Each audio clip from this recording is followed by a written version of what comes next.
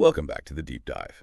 Today, we're wrestling with a concept that's, well, it's less a fixed political term and more a kind of barometer of global anxiety, isn't it? The New World Order. Mm-hmm. For foreign policy analysts, it's, a dry academic term. Mm. Describes the current arrangement of global power structures. Pretty straightforward. Right.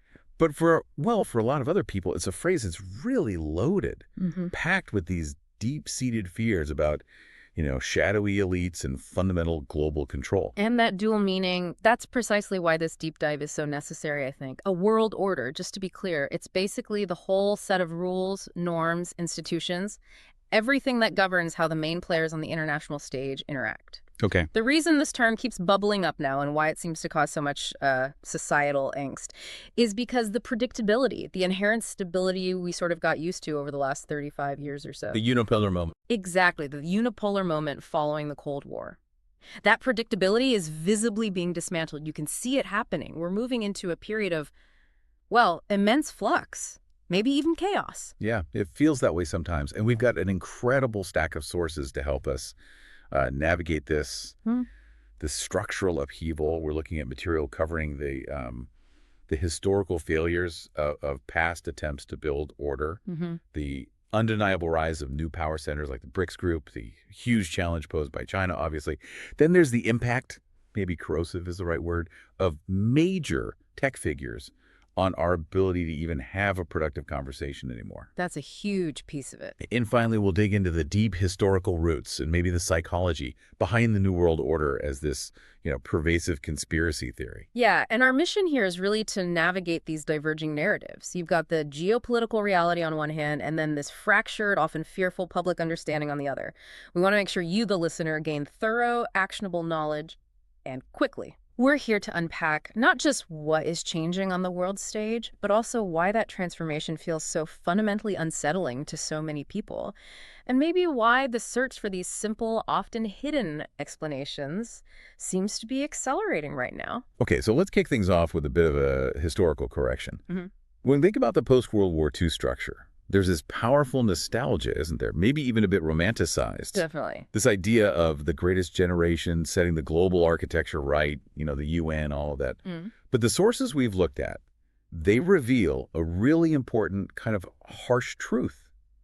That initial foundation, the 1945 one, it was flawed almost immediately. That's the crucial lesson, yeah. The sources really hammer this home.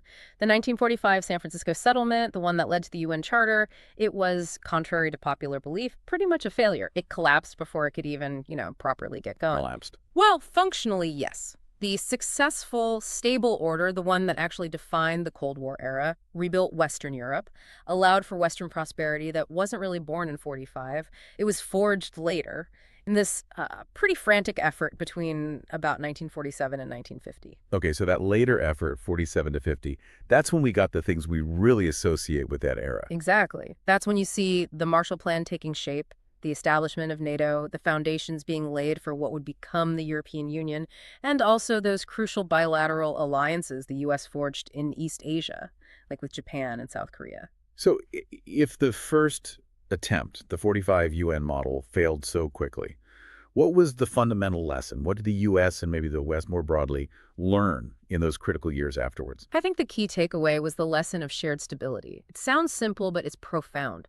A stable international order absolutely requires that all the major players, the big states involved, share a fundamental mutual understanding of what stability actually is. What does it look like? What are the red lines? And in 45, that wasn't there.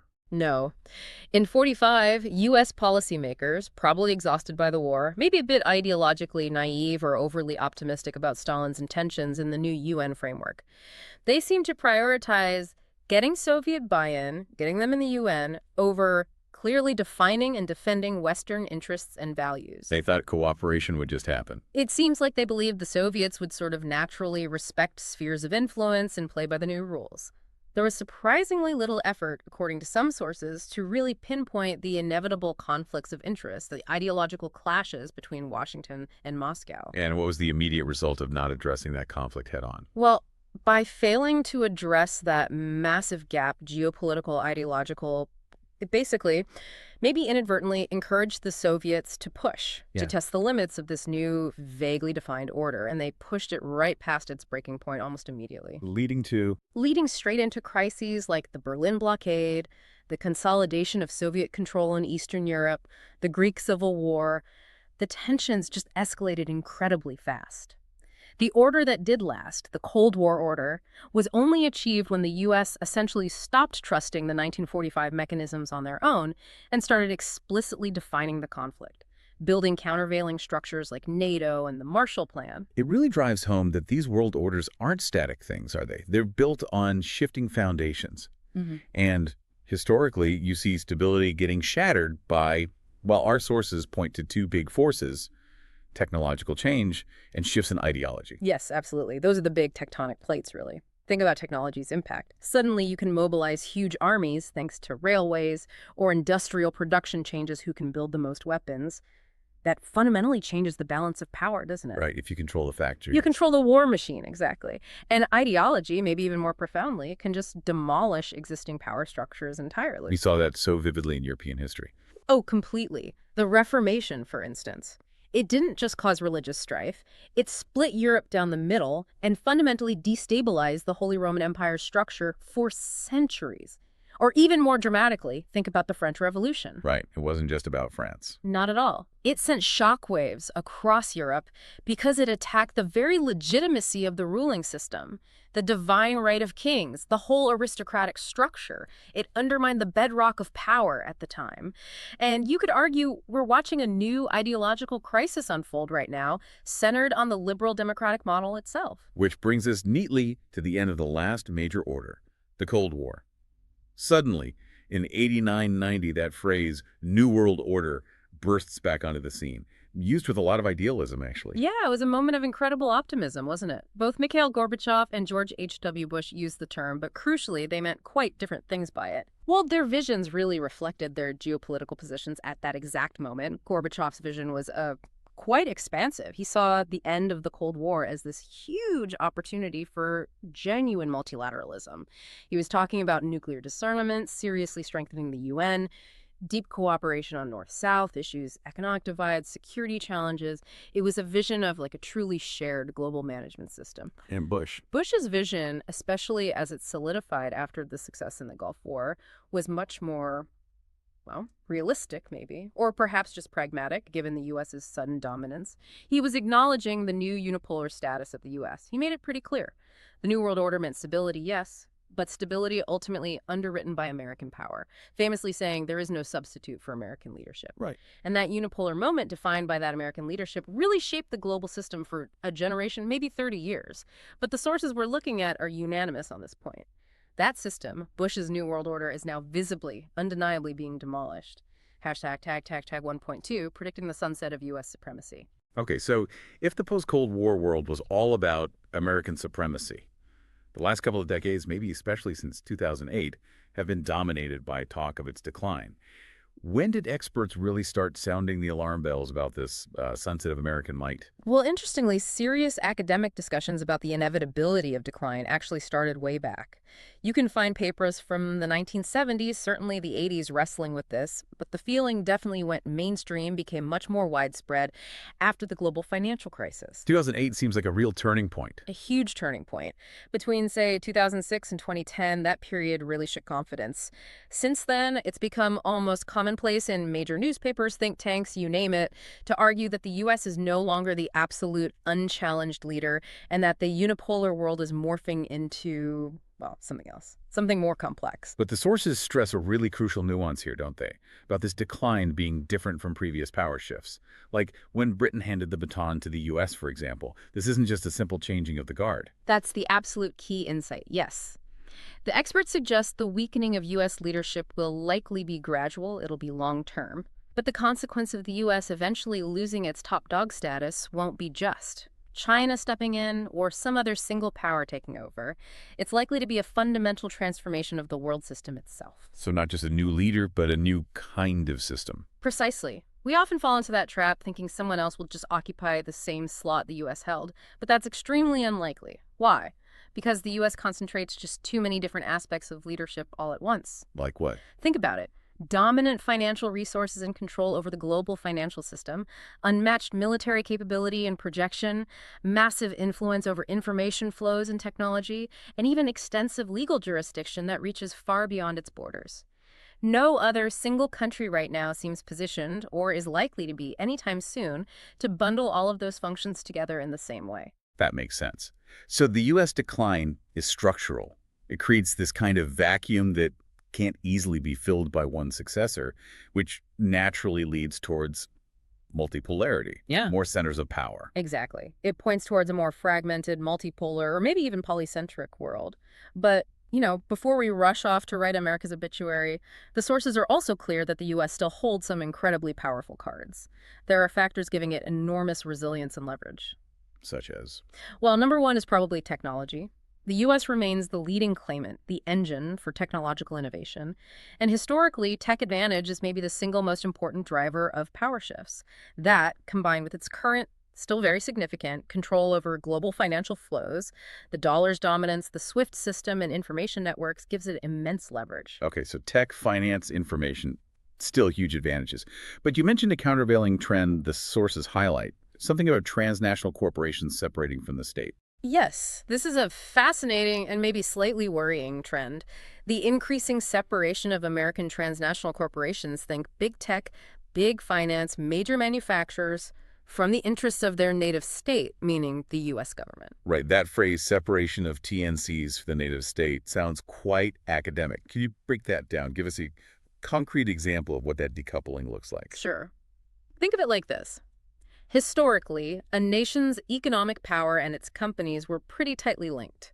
If British capital expanded across the globe in the 19th century, it generally benefited the British Empire's strategic goals. Okay. Today, huge American corporations, Apple, Google, Amazon, major banks, they operate globally first and maybe American second.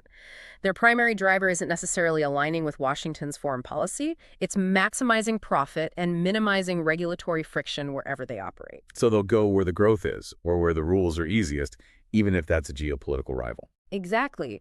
They're increasingly prioritizing markets and manufacturing bases, say in China or India or Vietnam, based on efficiency, tax structures, market access, even if those countries are in direct competition with the U.S. state itself. Global capital is becoming more detached from national interest. So it's almost like history repeating itself. British capital invested globally, helped build up rivals like the U.S., and eventually Britain's political influence faded even as its companies thrived elsewhere. That's a very good analogy. And this trend might even get stronger as the U.S. tries to build new economic partnerships. That capital flows out, potentially strengthening developing economies, perhaps unintentionally playing into the hands of countries seeking to counterbalance U.S. influence. Yeah, interesting. Now, the sources are clear. Any hopes or maybe fears of a quick, sudden collapse and avalanching failure of the U.S. seem pretty groundless. This transition will be long, messy, drawn out, but the fundamental structural transformation, the definitive move away from absolute unipolarity, that seems irreversible. Okay, so as this era of American unipolarity fades, we're definitely moving into something much more complex. Our sources seem to define the current period by deliberate actions from Russia and China, aiming to solidify a really multipolar situation, featuring maybe three key superpowers. That seems to be the emerging shape, yes. The U.S., China, and Russia as the main poles. And this is triggering what analysts are now calling systemic rivalry. It's not just competition within the existing system anymore. It's a rivalry about the system itself. And what does that mean in practice, systemic rivalry? It means much more intense political, ideological, and military competition playing out across pretty much every region of the world. And within that trio, China is undoubtedly the main challenger, actively, strategically trying to shape this new environment. Right. And China's strategy, and it hasn't been static, has it? The sources suggest it's been very carefully calibrated based on how they perceive U.S. power and the level of threat at any given time. Let's trace that evolution. Yeah, we can definitely identify three pretty distinct phases in their grand strategy. The first phase, let's say from the Tiananmen Square crackdown in '89 up to maybe 2008, that was really a strategy of quietly blunting American power. Blunting. Yeah, meaning trying to limit U.S. influence, especially in Asia, without provoking direct confrontation. After the shocks of Tiananmen, the first Gulf War showing U.S. military might, and then the Soviet collapse, Beijing clearly saw the U.S. as a potential major threat, so their approach was cautious, focused on building strength regionally, consolidating power nearby, and generally avoiding poking the bear. Okay, cautious blunting. Then came 2008, the global financial crisis. Right, and that event seems to have fundamentally shifted Beijing's perception. They looked at the U.S., saw the economic chaos, the political paralysis, and concluded that U.S. power was significantly diminished, distracted, maybe even structurally weak. And that launched phase two. Exactly. That kicked off the second strategy, roughly 2008 to 2016, actively building regional hegemony in Asia. They became much more assertive in their neighborhoods, South China Sea, East China Sea. They clearly felt the window of opportunity to expand their influence was opening, that the U.S. wasn't going to push back as hard. And now we're in phase three, the current displacement model. What triggered this most aggressive strategy? It seems to have been a sequence of what they saw as major Western political disruptions. Brexit, the election of Donald Trump, and then the global chaos of the COVID-19 pandemic. Beijing apparently refers to these events collectively as great changes unseen in a century. Wow. Their takeaway seems to be that the Western-led system isn't just weakening, it's in terminal decline. This launched the current strategy, expanding both the blunting and the building efforts, but now on a global scale. The explicit goal now appears to be displacing the United States as the leading global power. They're not just trying to integrate into the existing system on better terms anymore. They're actively articulating their own alternative international order. An alternative order that's explicitly post-Western, post-liberal, prioritizing national sovereignty, non-interference over things like individual rights. They talk about Chinese solutions, a community of common destiny. What does this alternative vision actually look like in practice? Well, ideologically, it's rooted in state-led capitalism, strong central party control, and strict domestic order. Beijing argues its system is democratic, just in a different way, that the CCP and the state represent the people's collective will and run the country effectively on their behalf. How do they sell that internationally? They reinforce it by pointing to tangible successes, particularly massive poverty alleviation, and contrasting their decisive COVID-19 management, initially at least, with the struggles in the West. They emphasize these highly marketable concepts like freedom from hunger and freedom from fear for your life, basic security and development as the real measures of human rights, not just, electoral cycles. But critics jump on that immediately, don't they? Pointing to Xinjiang, Hong Kong, the lack of political freedoms, comparing it to, say, North Korea calling itself the Democratic People's Republic. Absolutely. The concern from human rights groups and liberal democracies is that this is a systematic attempt to relativize universal values, to redefine them in a way that legitimizes authoritarian governance. Human Rights Watch put out a stark warning back in 2020, saying Beijing was actively working within the UN system to try and change the rules of the game. By trying to redefine core human rights principles, by actively hampering investigations into abuses both in China and elsewhere, and by working to dilute any international condemnations of state repression. The goal seems to be making their non-liberal model acceptable, even preferable, on the global stage. And this intense competition, this rivalry, it's not just abstract, it's playing out very visibly in certain geopolitical hotspots. The maritime domain, particularly the South China Sea, seems crucial. It's a key arena, absolutely. A major flashpoint for the strategic competition. Despite a landmark international tribunal ruling in 2016 that basically dismissed China's expansive historical claims, Beijing has systematically continued to occupy, build on, and militarize disputed islands and features in the Spratlys, the Parasols, Scarborough Shoal. And that's a direct challenge. It's a direct physical manifestation of their strategy to build regional dominance, yes. It's testing the limits of international law and the willingness of the U.S. and its allies to push back. It's about establishing facts on the water, literally. And alongside the military aspect, there's the economic coercion piece. The Lithuania example seems really telling. Oh, it's a perfect illustration of how economic tools are being wielded as weapons in this rivalry.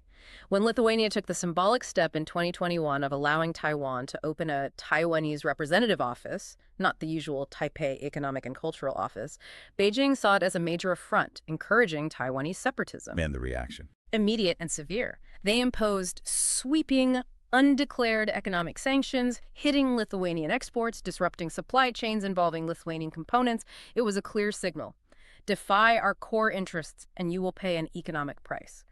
And this happens, ironically, while China often condemns the unilateral use of sanctions by others, like the U.S. It really highlights the pragmatic, often ruthless, transactional nature of this systemic rivalry. Okay, so beyond China's individual push, we need to look at the coalitions that are forming, or perhaps solidifying.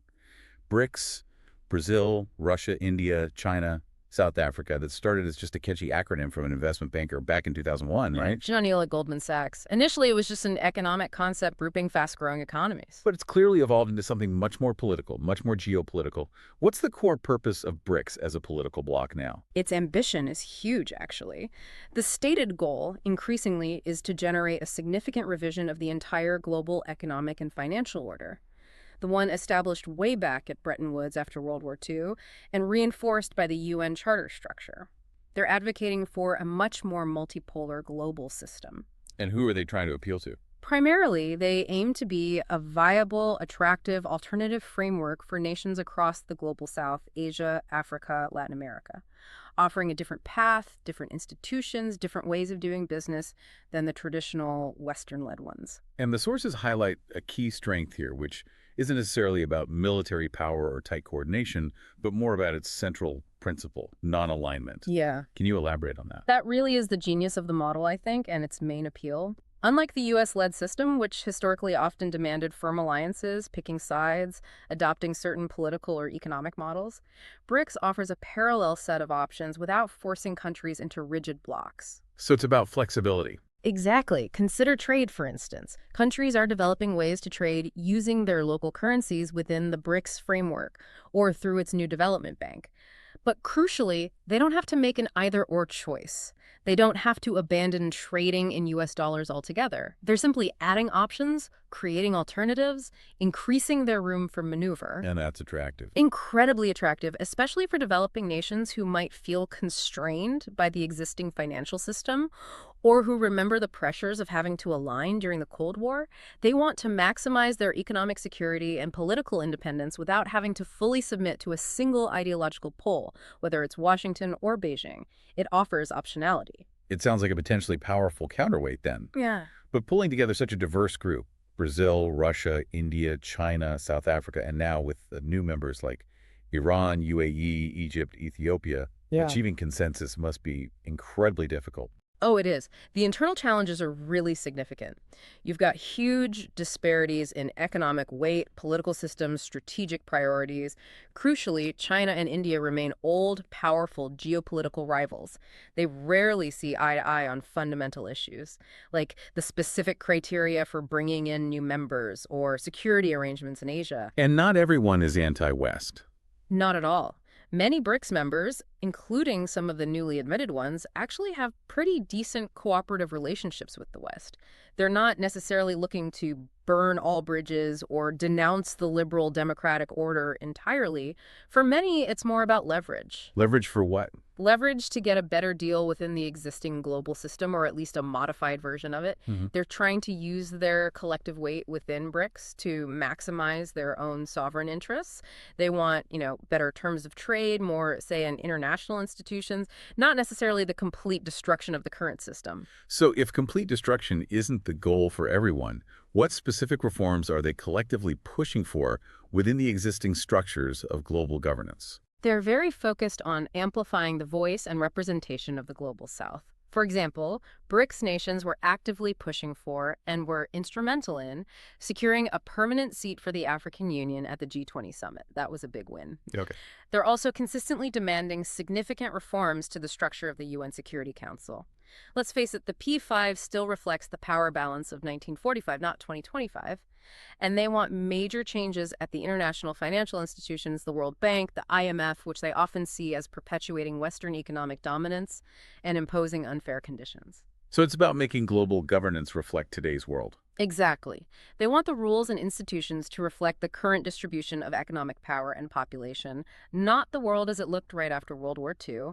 They want a seat at the table that matches their current stature. Whether it's the U.S.-led system trying to maintain order or rising powers like China trying to enforce compliance, as we saw with Lithuania, economic coercion, especially sanctions, seems absolutely central to this whole shifting power dynamic. And we often think of them as a modern tool, but they go way back, don't they? Oh, absolutely. They're an ancient tool of statecraft, really. You can find precedents way back in ancient Greece. The famous Spartan-led trade embargo against Athens during the Peloponnesian War, the Megarian Decree, that was explicitly designed to cripple Athens' economy, sow internal dissent, and weaken them for the coming conflict. And later examples. Napoleon Bonaparte's continental system is another classic. From 1806 to 1814, he tried to bring Great Britain to its knees by forcing all of continental Europe under his control to stop trading with them. He understood that economic isolation could be a powerful weapon, almost an act of total war in itself. So how did their use change during that period of U.S. unipolarity in the 1890s? And how has that evolved into the kind of sanctions warfare we see today? Well, in the 90s, with the U.S. as the sole superpower, sanctions were often used more. Disciplinarily, you could say.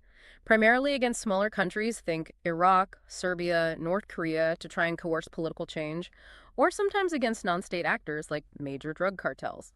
They weren't really seen as a primary tool for competition between great powers themselves. But that's changed now. Dramatically. Today, sanctions are systematic, often deterrent in nature, and used heavily against major powers. The big shift really started with the response to Russia's actions in Ukraine beginning in 2014. That's when we saw truly comprehensive, coordinated sanctions aimed at a large, significant economy. And China was predicted to be next. Yes, analysts were predicting for years that as U.S.-China competition intensified, China would inevitably become a major target of similar systematic sanctions. And we started seeing that manifest, initially quite targeted, for instance, with the aggressive U.S. actions against Chinese tech giants like Huawei, citing national security concerns. And the key to the U.S.'s ability to wield this weapon so effectively is the enforcement mechanism, right? It's control over the global financial plumbing. That's absolutely critical. The U.S. Department of Treasury has massively increased its oversight and leverage through the global financial system, particularly via the SWIFT network. Can you just remind us what SWIFT is? Sure. SWIFT, the Society for Worldwide Interbank Financial Telecommunication, it isn't a payment system itself, but it's the secure messaging network that banks all over the world use to communicate instructions for trillions of dollars worth of transactions every single day. If the U.S. Treasury can persuade or compel SWIFT to cut off a particular bank's access, They're basically cut off from international finance. pretty much, it effectively isolates that bank from the vast majority of legitimate international commerce.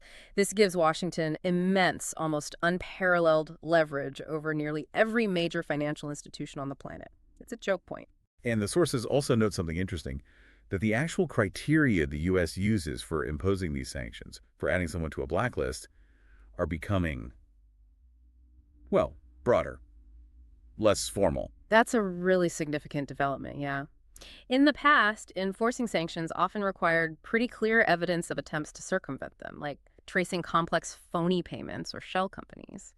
Now, the threshold seems to be lowering. How so? The criteria have broadened. For instance, a company might find itself added to a sanctions list based simply on, say, intercepted correspondence that discusses potentially illicit activity or intent to evade sanctions, even without concrete proof of financial transactions having occurred. This kind of informal broadening makes it much easier and quicker to impose sanctions and significantly expands the perceived reach of U.S. jurisdiction globally. Which must be a huge source of friction. A massive source of friction, especially with states like China and Russia who are actively seeking to challenge this U.S. economic and financial dominance and build alternative systems. It fuels the systemic rivalry. We spent a good chunk of time talking about the big geopolitical shifts, the economics. But one of the most fundamental challenges, maybe even threats, to establishing any kind of functional New World Order, whatever shape it takes, seems to come from within our own societies. Specifically, the digital public square. The very mechanism we use for interaction, for debate, for forming consensus, it feels like it's been fundamentally transformed, maybe even broken.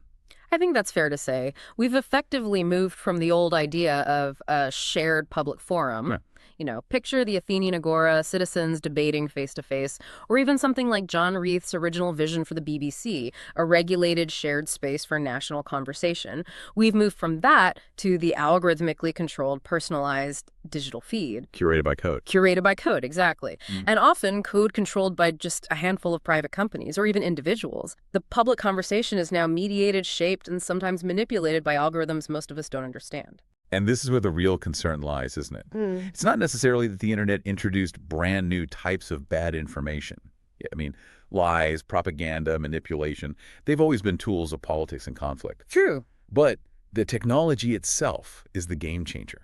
The technology is the accelerant, the amplifier. We're dealing with these incredibly sophisticated systems designed for mass targeting, for unprecedented scale, for rapid amplification of messages, and for the constant subtle manipulation of our human cognitive vulnerabilities, all based on the vast amounts of data collected about us. So instead of information being curated by, say, editors for relevance or shared context, it's an algorithm deciding what I see. Precisely, an algorithm operating behind a curtain, deciding exactly what you see when you see it, how prominently it's displayed, how much it gets pushed out to others, based entirely on its calculation of what will keep you scrolling, what will provoke a reaction, what matches your inferred likes, fears, and emotional triggers.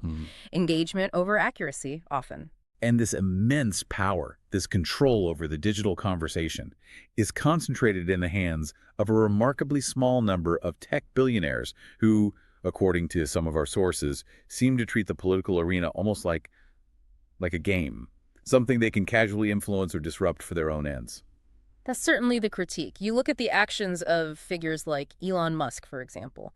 Their pronouncements on platforms like X, they aren't just random digital noise. They have immediate real-world political impact. Like the example cited. Yeah, calling a government minister responsible for online safety a rape genocide apologist, or accusing a sitting prime minister of being complicit in the rape of Britain, broadcasting these inflammatory slurs to hundreds of millions of followers, instantly injects them into the political bloodstream. It changes government behavior, it forces policy responses, it shapes the entire debate in ways that traditional media outlets or politicians often struggle to compete with. These figures command attention on an unprecedented scale. And at the same time, you see someone like Mark Zuckerberg pulling back from initiatives like collaborating with fact-checkers, framing it as a return to Meta's roots around free expression. But critics hear that and think. Critics hear that free expression argument and often interpret it as simply enabling the powerful, including state actors or coordinated disinformation networks, to attack and silence their critics with impunity. They point to examples. Exactly. Look at the documented cases, like Nobel laureate Maria Ressa in the Philippines, facing years of relentless, coordinated online attacks, including death threats, often amplified by government-linked troll farms operating on platforms like Facebook. When platforms prioritize maximizing engagement and ad revenue above almost everything else, including factual accuracy or user safety, critics argue they effectively create a hostile environment where organized smear campaigns can drown out legitimate dissent in journalism. Which brings us to the absolute core issue here, transparency. The whole claim of supporting freedom of speech rings hollow when the platforms themselves operate almost entirely in darkness, doesn't it? It's fundamentally contested, yes. Because freedom of speech isn't just about the right to speak, it also has to include the right to receive reasonably reliable information, to participate in a public square that isn't deliberately skewed or polluted. Without radical transparency about how these algorithms work, how decisions about content moderation are made, how amplification occurs, we simply can't answer the most basic questions. Right. Like, are these systems systematically suppressing certain legitimate viewpoints while amplifying others? Are they inadvertently, or maybe even deliberately, curbing vital information? Or conversely, are they encouraging orchestrated campaigns designed to subvert elections or harass opponents or exploit children? Until these black boxes are opened up to independent scrutiny, our societies are essentially operating blind, unable to diagnose, let alone fix the health of our own public discourse. Hashtag 3.2, the psychology of conspiracy. And that digital darkness, that lack of transparency, the general feeling of chaos and uncertainty, it seems to feed directly into the enduring power of the New World Order, not as that dry geopolitical term, but as this sweeping, all-encompassing conspiracy theory. Absolutely. It creates fertile ground. The theory itself, in its popular conspiracist form, basically posits this idea of a secret plot for a totalitarian one-world government, controlled by this hidden oligarchy, usually involving international bankers, shadowy politicians, powerful corporatists, maybe secret societies. And you mentioned it expanded. Where did it start? What's really important historically is how it spread. For a long time, this kind of grand conspiracy thinking was relatively contained, primarily within two quite distinct, often marginal American countercultures. You had the aggressively anti-government, often far-right patriot movement, very focused on gun rights and resisting federal authority. And then you had certain specific strains of fundamentalist Christianity, particularly those focused on end-times prophecy, interpreting global events through the lens of the Book of Revelation and the coming Antichrist. And the internet changed that. The internet allowed these ideas, once confined to newsletters, shortwave radio, and fringe meetings, to break out, merge, mutate, and metastasize globally. It connected disparate groups and mainstream theories that were previously on the fringes. To really understand why it's so persistent, why it resonates, we need to dig into its historical DNA. It didn't just appear out of nowhere. The sources point back centuries, mentioning things like the 18th century Bavarian Illuminati. Right. The Illuminati are a classic ingredient in these theories. Founded by Adam Weishaupt in Bavaria in 1776, they were a real, albeit short-lived, secret society. Their actual goals were rooted in Enlightenment ideals, promoting reason, secularism, moral improvement, opposing superstition, and state abuses of power. Kind of radical for its time, but maybe not world-dominating. So how did they become villains? They made powerful enemies, particularly conservatives, and rival secret societies like the Rosicrucians. Their enemies launched a very successful disinformation campaign, accusing the Illuminati of atheism, of plotting revolutions like the French Revolution, of seeking to destroy monarchies and Christianity.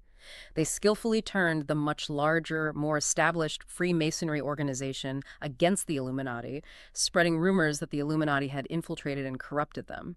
Eventually, the Bavarian government banned them.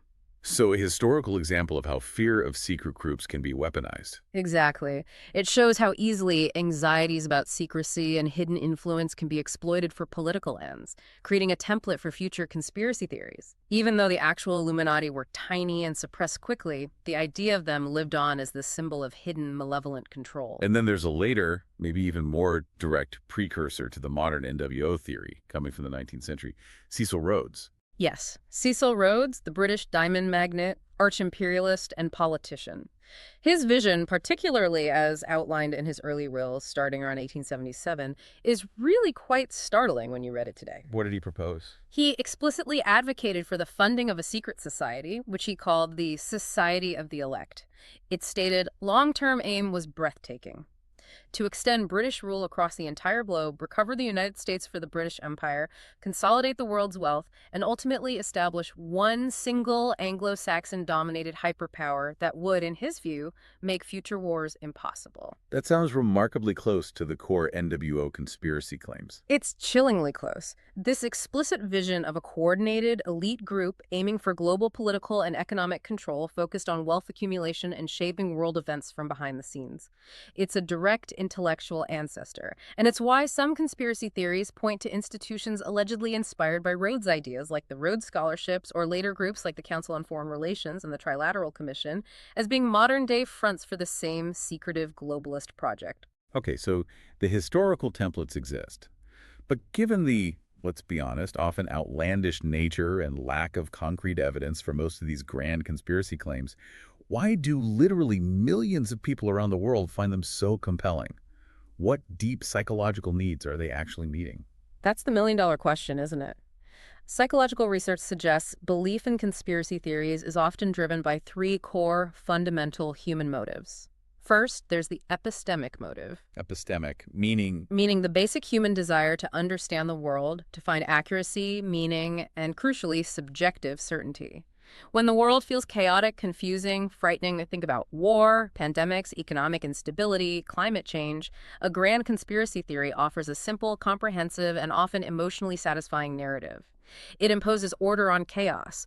Someone is secretly in charge, someone planned this, and that, paradoxically, can feel more comforting than randomness or complexity. Okay, understanding uncertainty. What's the second motive? The second is the existential motive. This relates to our need to feel safe, secure, and in control of our own lives and environment. Believing you've uncovered the hidden plot, that you know who the secret enemy is, can provide an illusion of control and agency. You feel less like a helpless pawn buffeted by random, inexplicable forces. It gives you a target for your fear and anger. Makes sense. And the third? The third is the social motive. This is about our desire to maintain a positive image of ourselves and the groups we belong to.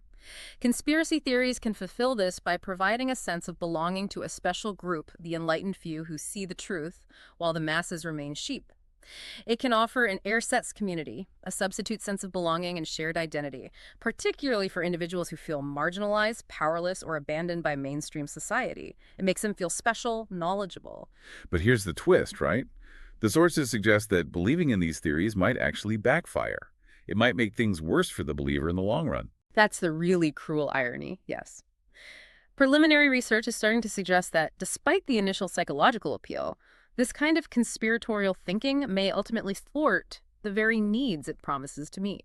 How so? While the theories themselves are often vague, internally contradictory, and constantly shifting, they tend to paint the vast majority of the public as ignorant or complicit, which isn't great for social connection. And they impute such deeply cynical and malevolent motives to virtually everyone in power that they can actually increase feelings of powerlessness, anxiety, and paranoia, rather than reducing them. They might provide short-term comfort, but long-term distress. It could be a self-defeating form of social cognition, potentially leading to greater social isolation and disengagement. And these beliefs, they're far from just harmless speculation or intellectual curiosity. The real-world consequences can be, and have been, terrifyingly real. We're talking everything from violence to political upheaval. Absolutely. We saw the devastating potential for lone wolf violence in the investigation into the 2013 LAX shooter, Paul Ciancia. His own writings explicitly tied his motivations to NWO conspiracy theories, referencing anti-government rhetoric about the Federal Reserve being a fraud, fiat currency, and a global elite controlling things. And politically. Politically, this kind of mass suspicion and distrust provides incredibly fertile ground for authoritarian populists and demagogues. They can tap into these existing narratives of betrayal by elites, of hidden plots of a corrupt establishment.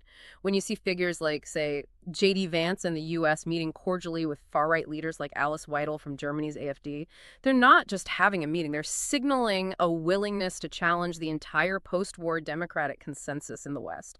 They're feeding the narrative that the established order is illegitimate and needs to be overthrown by strong leaders who claim to possess the hidden truth and fight for the real people against the globalists. It's a dangerous synergy. Okay, let's try and bring this back to the core ideological friction that seems to be sitting right at the heart of this emerging contested world order. The U.S. established liberal international order, the one built after World War II, it had some pretty lofty stated goals, didn't it? Oh, definitely. On paper, its aims were explicitly idealistic, primarily prevent another catastrophic world war, but also foster global economic cooperation and exchange, promote the spread of universal human rights and democratic governance, and base the whole international system on the rule of law, not just the rule of might. A noble vision. A very noble vision, underpinned by the belief that stability and prosperity would ultimately flow from individual freedoms, open markets, and democratic accountability. But the major criticism of this order, the criticism that really fuels the challenges from countries like China, Russia, and many in the global south, is that it was never truly universal or consistently applied. That it was, in practice, inherently self-serving for the U.S. and its allies. That's the core critique, yes. Critics argue, often quite convincingly, that the liberal order, while promoting these universal values, primarily functioned to perform duties and services that benefited the United States. That it was designed to protect and project U.S. global hegemony, its economic interests, its security concerns, often above the principles it claimed to uphold. This perception of hypocrisy, of double standards, is fundamental to understanding the desire for alternative models among rising powers who feel the system has been rigged against them from the start. Yeah, and China, as we discussed, offers the most direct and forceful ideological alternative, particularly by trying to redefine the very meaning of foundational concepts like human rights, moving away from just measuring democracy by elections or focusing solely on individual political freedoms. Right. Beijing is actively articulating a different kind of social contract, a different definition of good governance. They emphasize collective rights and national development goals. They offer this alternative definition focusing on, as we mentioned, freedom from hunger and freedom from fear for your life, basic economic security and physical safety as the primary indicators of human rights fulfillment. Which has appeal. It has undeniable appeal, particularly in parts of the global south where poverty and instability are major concerns. By prioritizing economic stability, infrastructure development, and national security above individual political liberties, they create a powerful ideological counter-narrative. It allows them to dismiss Western criticisms of their human rights record on Xinjiang, Hong Kong, political dissent as being narrowly focused on internal political processes rather than on what they claim is the broader well-being and development of the entire population. And as we touched on earlier, they're not just talking about this, they're actively trying to embed this alternative definition within international institutions like the UN. Yes, exactly. That Human Rights Watch report from 2020 was quite alarming on this point. It documented systematic efforts by Beijing to reshape the internal workings of the UN Human Rights Council, trying to change the language used in resolutions, pushing back against investigations, working to redefine principles to emphasize state sovereignty and non-interference above all else. The goal seems to be to make the institutional framework itself more accommodating to authoritarian governance, thereby gaining international legitimacy for their alternative model. Hashtag 4.2 climate change and global inequality. If the battle over human rights definition is deeply ideological, the battle over how to deal with climate change feels almost existential. And perhaps it exposes the deep structural inequities of the current global order even more sharply than anything else. I think that's absolutely right. Global warming throws into stark relief this immediate, undeniable disconnect. You have, on one side, the nations, primarily in the industrialized global north, who have historically been most responsible for pumping greenhouse gases into the atmosphere.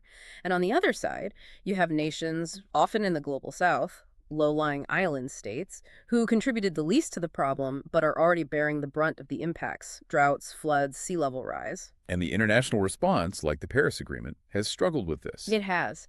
A key criticism highlighted in our sources regarding the 2015 Paris Agreement, despite its successes in setting targets, is that ultimately, political pragmatism, largely aligned with the economic interests and constraints of the wealthy, high-emitting nations, tended to prevail over deeper considerations of fairness, historical responsibility, and climate justice for the most vulnerable. And the actual data on this carbon inequality gap is just staggering, isn't it? It really fuels that sense of injustice and the chasm between the global north and global south. The numbers are truly stark. Look at this statistic that keeps coming up. The richest 1% of the entire global population were responsible for about 15% of cumulative carbon emissions between 1990 and 2015. 15% from just 1% of people. 15%. Now compare that. That's twice as much greenhouse gas pollution as the entire poorest half of humanity, about 3.1 billion individuals who collectively generated only 7% of the CO2 emissions during that same critical quarter-century period. That's almost unbelievable. So the global carbon budget, the very limited amount of carbon we can still emit before triggering catastrophic warming, it's being eaten up disproportionately, not for essential development in poorer countries, but for what? Luxury consumption. That's exactly the argument. A significant portion of the emissions driving us towards climate breakdown comes from what analysts call luxury emissions or consumption emissions, heavily concentrated in the global north and among the wealthy elite globally. We're talking about emissions generated by things like frequent flying, especially private jets, large inefficient vehicles, massive homes, high consumption of imported goods, meat-heavy diets, consumption patterns far exceeding basic needs. While billions lack basic energy access. Precisely. This profound inequality both between countries and increasingly within countries naturally fosters deep corrosive resentment within the international system. It poisons negotiations. It makes cooperation incredibly difficult. And it forces us to confront this fundamental question. Can any kind of stable international order be sustained in the long run? Even when facing a shared existential threat like climate change, it may be to seriously address these basic claims of justice and fairness in how the burden of tackling the problem is shared. It feels like a defining challenge. It absolutely is. This ideological conflict over who caused the problem, who benefits most from the current system, and who should pay the costs of the transition will fundamentally shape the success or failure of any emerging world order in the 21st century. So we've covered a lot of ground today. We've navigated these really seismic shifts that seem to be defining the 21st century so far. Yeah. We started with that crucial historical context, the perhaps surprising failure of the initial post-war settlements, and the subsequent, seemingly inevitable structural decline of American unipolarity. Remembering, it's not just a substitution, but a systemic change. We tracked the clear rise of new coalitions, BRICS, offering that non-aligned alternative, and dug deep into the direct ideological and geopolitical challenge from China and Russia, who are actively working to shape a much more multipolar environment. And crucially, we tried to connect all that high-level geopolitical turmoil back to something much more immediate. The fractured state of our public discourse, the way the digital sphere operates, and the persistent, powerful shadow of conspiracy theories that so often seem to dominate our online conversations. And the overall picture that emerges, I think, is not one of just a temporary realignment or simply a transfer of the leadership baton from one country to another. What we seem to be witnessing is a much more profound, complete structural transformation of the entire world system, the specific new world order that characterized the post-Cold War era, the last 35 years or so, that is visibly, undeniably being demolished right now, ushering in what looks likely to be a prolonged period of instability, uncertainty, and intensified competition. The final shape of the global structure that eventually emerges from this flux, whether it ends up being defined by genuine multilateral cooperation or maybe a new bipolarity between democratic and authoritarian blocs, or perhaps just enduring chaos and fragmentation that remains deeply uncertain. But it will almost certainly be radically different from anything we've known in recent memory. Which leaves us and you, our listeners, with a final, maybe quite profound question to chew on. One that really connects this global power struggle directly to the future of democracy itself. Here it is. Given that the underlying technology of our digital public sphere often seems, by its very design, engineered to amplify polarization, spread misinformation, and extract data for profit, rather than fostering genuine, healthy, informed debate, whose job is it primarily to fix this? Is it fundamentally the job of government regulation, demanding things like radical transparency from platforms, enforcing accountability for harmful content amplification? Or is it perhaps more the job of a new kind of journalism, maybe a more socially conscious journalism, one that actively tries to understand and address the deep-seated feelings of abandonment, frustration, and alienation that drive people towards misinformation and conspiracy? Is it that kind of communications job to somehow compete with the algorithms and build a truly functional, trustworthy new public square where democracy can actually thrive in the 21st century? Regulation, or a reinvented public discourse? We'll leave that thought with you.